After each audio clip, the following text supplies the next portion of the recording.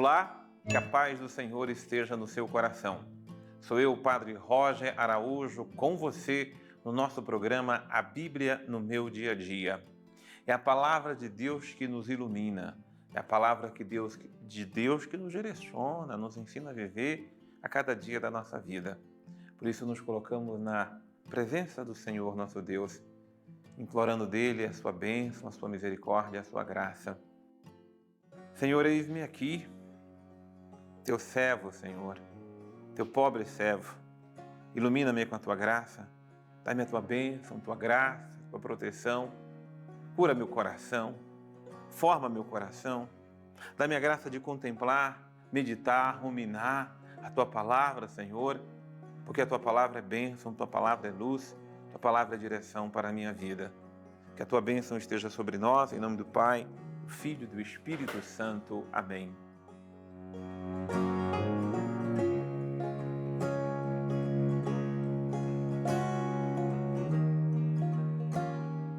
Que bênção, meus amados irmãos e minhas amadas irmãs, a palavra de Deus que vem hoje ao nosso encontro. É a palavra que nos salva, a palavra que nos liberta, é a palavra que nos cura, é a palavra que nos transforma. Por isso, abra de verdade a palavra de Deus em nossa vida. A nossa meditação de hoje, do estudo, da leitura orante da palavra de Deus, é de Lucas, Evangelho de Lucas, capítulo 6, versículos de 20 a 26. Olha que beleza.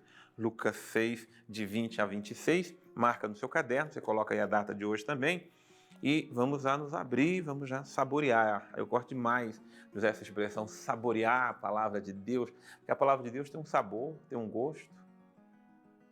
Ela está aqui guardadinha, fechada, né? E a gente talvez nem contemple as aparências. Mas quando você abre ela se torna doce ao paladar. E nem vou trazer de doce, de doçura, de açúcar, mas ela se torna o gosto suave.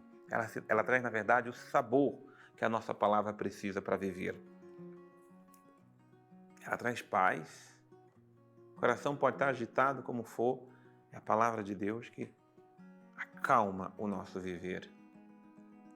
Então, de 20 até o versículo 26. Coisa boa. Então, Jesus ergueu o olhar para os seus discípulos e disse-lhes, Jesus está ali, né, na planície com eles, bem-aventurados vós os pobres, pois vosso é o reino de Deus. Então, vamos ao primeiro princípio eterno. Nós temos hoje bastante princípio eterno, né? O primeiro deles é o versículo 20, o primeiro princípio. Bem-aventurados ou felizes os pobres, pois vosso é o reino dos céus. É dos pobres, é aos pobres que pertence o reino dos céus. Pobres que não têm outra riqueza, cuja única riqueza é Deus, cuja única maior riqueza da vida é Deus. Os ricos, e aqui não me refiro somente à riqueza material, mas também a ela se refere Jesus, têm seu apoio, sua confiança e a sua segurança nas riquezas, nos bens que possuem. Ou tem a sua segurança na sua prepotência, no seu orgulho, na sua soberba. Às vezes você olha a pessoa, ela se coloca acima de tudo e de todos pelo que tem. Até o olhar da pessoa, a arrogância da pessoa é enorme, né? E parece, mas só engana, viu, gente? Que é feliz quem muito tem. Não, é feliz é aquele que não se apega a nada que tem, que não se prende a nenhum bem deste mundo, cuja única riqueza se chama Deus. Se você trabalhou e na vida conquistou bens, cresceu nos bens, crescido naquilo que você empreende, não se prenda a nada que você tem, porque isso se torna uma presa, ou a sua alma se torna uma presa daquilo que você possui ou tem. A felicidade é saber ser pobre, ou seja, fazer de Deus sua maior riqueza. Felizes os que passam fome, porque serão saciados. E bem-aventurados os que agora estão chorando porque é a vez de rir. Veja que a riqueza de Deus vem para saciar a fome daqueles que esperam em Deus. Aqui é tanto a fome material como a fome de Deus. Os famintos serão saciados por Deus. E nós precisamos saciar os famintos porque nós somos presença de Deus para eles. E não cumprimos e não vivemos a bem-aventurança em Deus quando temos o que comer e não repartimos o que tem com os que não têm. Do outro lado, todos aqueles que passam fome nessa vida são desprezados, são acolhidos no colo de Deus. Como Lázaro de outrora, que estava na porta do rico, querendo comer as migalhas, e nem as migalhas o rico dava. Era mais fácil os cães virem lamber ele do que ser cuidado pela opulência daquele rico que o próprio Evangelho de Lucas vai depois narrar para nós.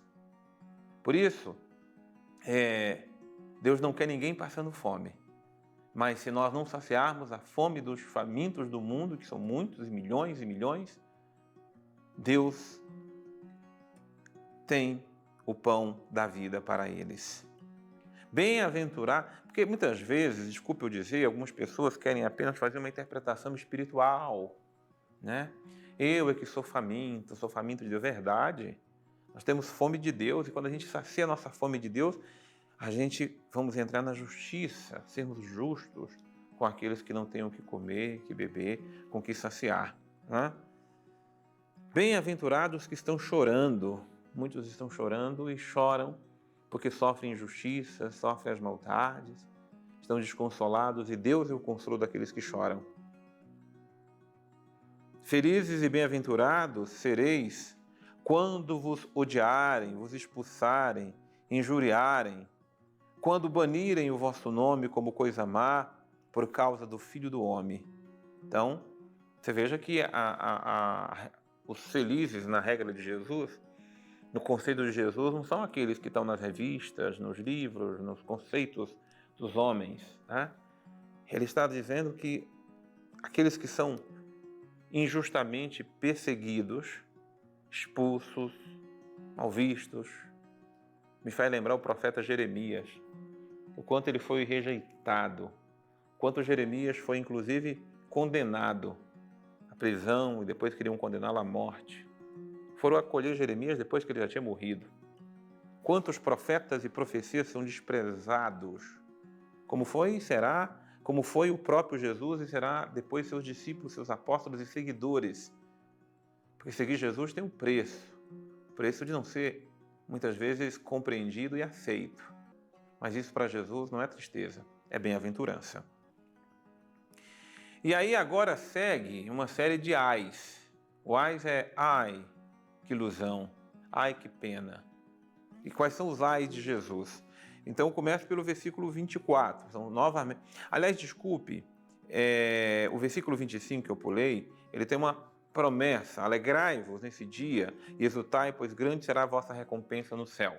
Então, os que sofrem em Deus serão no céu recompensados. Agora, continuemos com a série de ais que vem a partir do versículo de número 24. Ai de vós ricos, porque você já tem a consolação. Então, os ricos já estão consolados em Deus, estão consolados com suas riquezas, né? Faz das suas riquezas seu consolo, não precisam no consolo de Deus. Ai dos que agora estão fartos, pois passareis fome. Quem come demais, quem tem o que comer, está com a geladeira cheia, está com a despensa cheia, está até sobrando e jogando comida fora. Vão se saciar de quê? Já estão saciados, já estão fartos. Então, ai de vós, está dizendo, ai dos que agora estão rindo, pois estareis de luto e chorareis. E aqui Jesus se refere ao luto eterno, ao choro eterno. Sabe, gente, eu quero chamar a atenção aqui desse ai de Jesus, desse versículo 25, porque nós vemos uma sociedade de muita zombaria. As pessoas gostam mesmo de zombar uns dos outros, escarnecer, fazer motivo de piada, rir do pobre, do faminto, do indigente, rir da miséria do outro, do que o outro está sofrendo, do que o outro está passando. Uma coisa é ser uma pessoa que tira um sarrinho, faz uma brincadeira, que sorri. Mas ai daquele que vive só de zombar e de escarnecer dos outros. Porque o dia que tiver que chorar, vai chorar sem fim. Então não vivamos de zombar e nem de seguir os zombadores, os escarnecedores. E ai de vós, quando todos falarem bem de vós, pois assim os pais deles faziam com os falsos profetas, né? Ai de nós que vivemos iludidos, enganados como bajuladores. Ai de nós que estamos só buscando boa fama, sermos reconhecidos, aplaudidos. Nenhum dos profetas o foram, nem Jesus o foi, pelo contrário, fugiu da fama e se refugiou na justiça e na verdade. Quem vive a justiça e a verdade não é muito reconhecido e aplaudido, não, mas vive por amor à verdade e à justiça. É assim que nos ensina nosso Senhor. Muito bem, vamos trazer conosco aqui o nosso querido Padre Antônio Xavier para nos ajudar a crescer na reflexão da palavra do Senhor. Nós estamos diante das bem-aventuranças no Evangelho de Lucas. Aqui tem diferenças em relação ao capítulo 5 do Evangelho de São Mateus. Não são exatamente as mesmas, não funcionam exatamente da mesma forma. E também no Evangelho de Mateus, isso acontece sobre uma montanha e aqui ele acontece na planície. Claro que não tem nada de estranho em relação a isso, porque para quem conhece aquela região ali do Mar da Galileia, onde Jesus estava, montanha e monte, na verdade, são pequenos morros, né? Então, se estava em cima, estava no meio, estava embaixo, não é que seja uma coisa tão diferente assim. Muda exatamente a ênfase. O fato de estar sobre a montanha no Evangelho de Mateus nos recorda Moisés que subiu no Monte Horebe. Lá sim era uma montanha, na Galileia não é uma montanha. Mas, quando falamos aqui no Evangelho de Lucas que Jesus está na planície, então se coloca em evidência que é ele quem desceu para nos falar. Então, não é mais o caso de Moisés que subiu a montanha, mas de Deus que desceu até aquele ponto para que falasse com ele. Esse é o sentido. Algumas diferenças elas estão presentes aqui. Por exemplo, no Evangelho de São Mateus se diz pobres em espírito, porque vosso é o reino dos céus. Bem-aventurado vós, pobres em espírito, porque vosso é o reino dos céus. Aqui no Evangelho de Lucas só se diz pobres. Provavelmente a expressão mais forte é essa. Recordando que o que está em jogo aqui não é a questão da pobreza material, embora o Evangelho se volte muito para aquele que é pobre materialmente também, porque é entendido que aquele que assim o é, ele é ou porque alguém o tenha vitimado ou porque ele não tenha tido nenhum tipo de oportunidade. Obviamente que existem pobres que não é por isso, é porque desperdiçaram o que tinham, desperdiçaram oportunidades. Tem gente, inclusive, que mora na rua porque quer morar lá, não porque não tem a casa. Isso a gente tem que levar sempre em consideração. Então, o que está em jogo aqui não é a pobreza de não ter, mas é a pobreza de não conseguir passar daquele ponto para frente. E por isso é dito, vosso é o reino dos céus. Lembrando que pobreza, quase sempre no Evangelho, tem a ver com aquela história dos pobres de Javé, que são aqueles que permaneceram fiéis. Às vezes, as realidades que nós temos, elas nos seduzem tanto que nós ficamos ricos de expectativas, ricos de sonhos, ricos, assim, de usufruirmos das coisas que temos com aquela sensação de grande satisfação e some de dentro de nós esse espaço necessário que vai nos lembrar mais adiante São Francisco de Assis, que é exatamente uma espécie de trono de Deus em nós, que se nós não formos pobres, a humildade dificilmente ela vai existir. Mas a pobreza aqui é a pobreza, claro, que está no coração. É que é mais normal encontrar em pessoas que têm menos condições um desejo de fidelidade maior para com Deus, porque, de certa forma, dele depende muito mais, enquanto que o outro pode imaginar depender menos, mas estará simplesmente com as suas posses. Se vemos, por exemplo, o livro de Jó, quando as posses são retiradas, a dependência é a mesma, porque enquanto seres humanos, enquanto homens e mulheres, nós dependemos de Deus para a nossa vida. E isso é bem claro porque a felicidade não vem do que a gente tem, mas ela vem de verdade, por isso é dito, bem-aventuradas, né? Ela vem de verdade do reino dos céus. Ela vem de nosso Senhor e é assim que chega ao nosso coração. Senhor, meu Deus, meu Jesus, meu Salvador, Que o Senhor seja a única riqueza do meu coração, a maior riqueza da minha vida. Torne meu coração, Senhor, desapegado. Torne meu coração cada vez mais livre para te amar, Senhor, sobre todas as coisas. Me ensina a cuidar dos pobres. Me ensina a consolar os que estão chorando.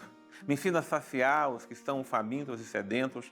Porque uma vez por vós saciado, uma vez, Senhor, tu sendo a riqueza da minha vida, que eu te leve aos corações, que eu cuide daqueles que representam o teu amor e a tua bondade. Ao teu nome, Senhor, o poder, ao teu nome, Senhor, a honra e a glória para sempre. Amém. Amém, amados irmãos e amadas irmãs, muita paz, muita ternura, muita graça de Deus no seu coração. Continue firme na meditação da palavra de Deus. Eu aguardo você no nosso próximo programa, A Bíblia no Meu Dia a Dia.